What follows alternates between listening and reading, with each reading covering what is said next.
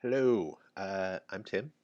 I am the guy who creates all the pet portraits and other various things you see on my pages. If you follow my pages, my Instagram page, my Facebook page, uh, my YouTube channel, etc. This is my first video in hopefully a series of how-to videos on how to use Copic markers kind of in general, or alcohol-based markers in general, specifically Copics, which is what I use, and techniques, different ways to do different things with this type of media. Um, so kind of flying by the seat of my pants here. Bear with me as I kind of figure this out as I go. I apologize in advance for any sound issues, any background noises, anything going on that might distract from the actual video itself. I'll do my best. The first thing I'm going to show you is my work desk, my desk where I do all my art. So here it is.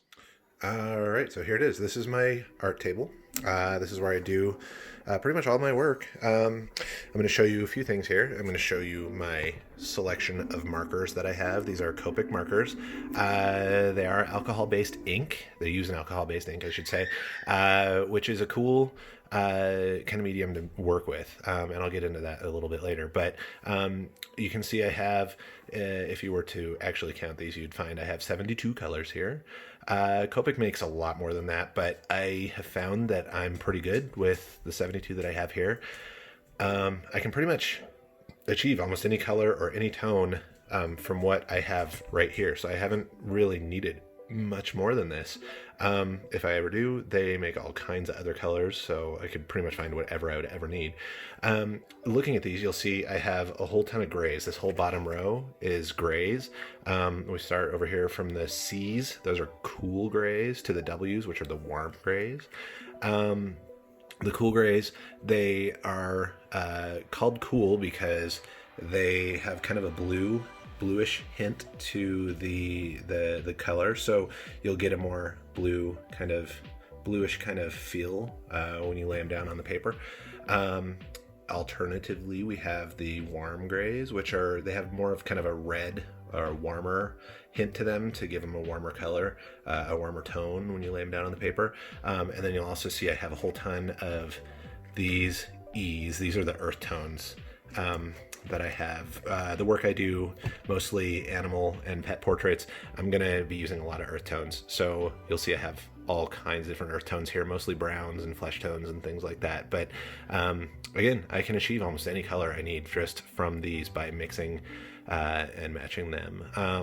Then I have the greens and the blues and the reds and all the different things as well, just to kind of cover the whole palette that I could possibly need. Here's the paper that I use. This is, it's called Bristol, which is kind of a thicker cardstock type paper.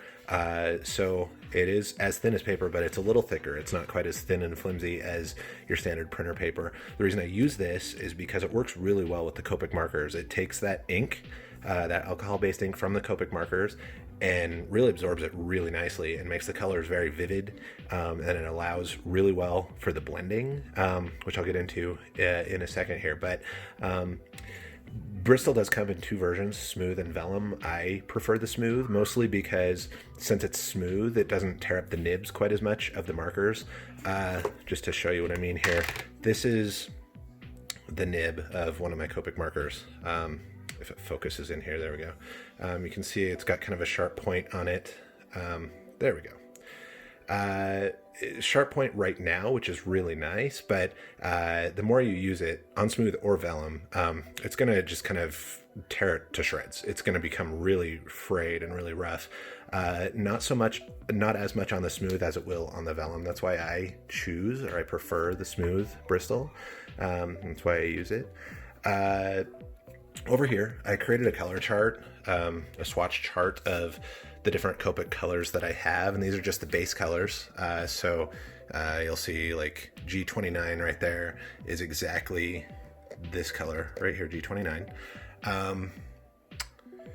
So I'll use this to kind of find the colors that I need. I'll compare this against the photo that I'm using as reference to find the color that closest most closely matches the color that I need. Rarely am I going to find the exact color. Most times I'm going to come close. Like, let's say I find a flesh tone, I need E97. So I need that color, but it might need to be a little darker or a little more red, so then I can kind of go in over it with red. Alcohol-based ink is kind of translucent, so it does allow for that kind of thing.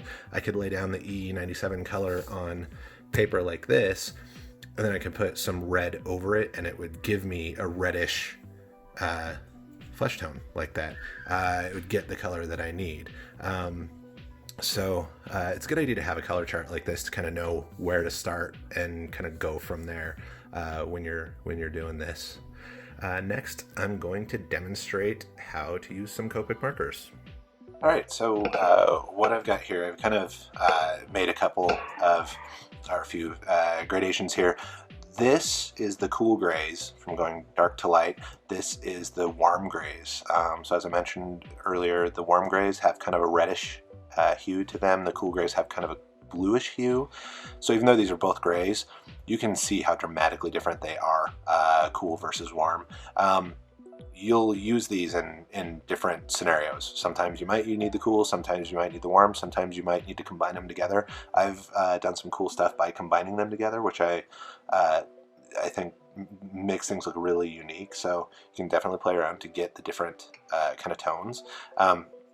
This was just a kind of a quick little going from blue to yellow with green in the middle. I tried to kind of demonstrate that you can blend and make gradations between the different types of colors, different color families like that. They don't always come out totally successful. I could probably do some more work on that till I could make it a little bit more successful. But the fact that you can blend colors like that with a marker is what's really cool. A lot of people, when they ask me what kind of tools I use and I tell them markers, they're shocked because the markers that we're used to are the ones that we grew up with, like the Crayola markers that we use in elementary school, things like that, that are very, kind of straight across the board colors. They don't blend. There's not a whole lot of malleability with them like there is with these markers. So people are shocked when I tell them I use markers, but here's why I do use these markers. I'm going to go ahead and I'm just trying to choose a color here. I'm going to go, we'll do pink to red. I'm going to do a gradation from pink to red. So we'll do it right here. I'm going to start with pink right here. And then I'm going to do red right here.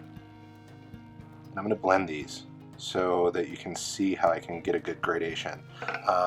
The red I'm using is R27 Cadmium Red, and the pink I'm using is Pale Pink RV10. So I'll kind of move one color towards the other, and then I'm going to start pulling the darker color over with the lighter color.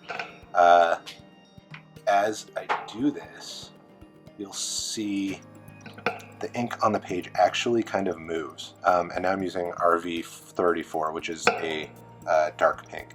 So kind of find the difference, the transition between the two, the darker and the lighter. Again, I'm going to go back with the light pink and kind of move the ink, blend it around.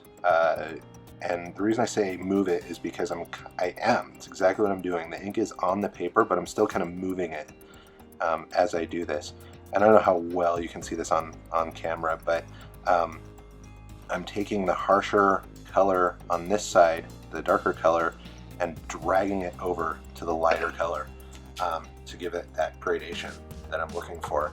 I'm just going to kind of keep going back and forth between these three just to really get that blend going, to get that gradation going, so you can see more of a smooth transition there.